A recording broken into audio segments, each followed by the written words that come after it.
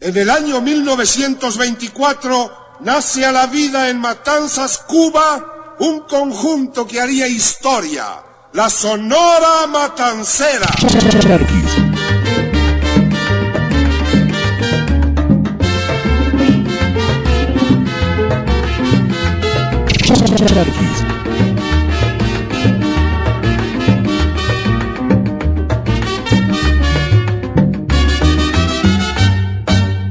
Oye muchacho, la madre,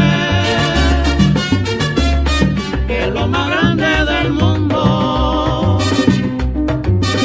Por eso negro Facundo no tiene que trabajar, porque tiene a su mamá, que todito se lo da. No tiene que trabajar, porque tiene a su mamá.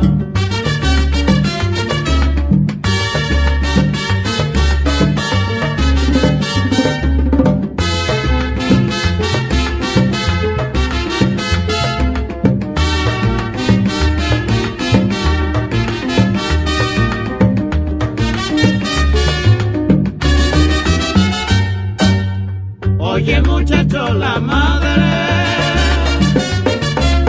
que es lo más grande del mundo. Por eso negro Facundo no tiene que trabajar, porque tiene a su mamá, que todito se lo da. No tiene que trabajar, porque tiene a su mamá.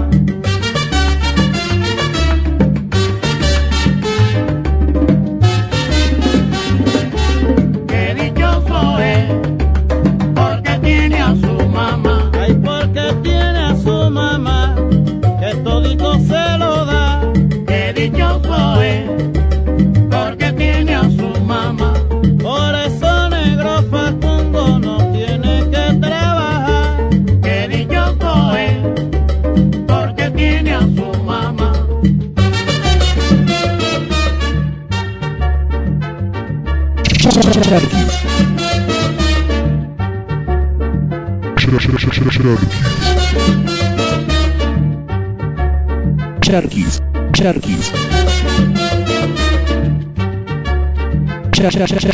Qué dichoso es, porque tiene a su mamá. Ay, no tiene que trabajar, porque tiene a su mamá.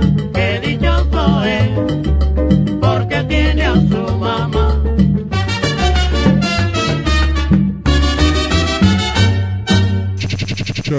Charquis.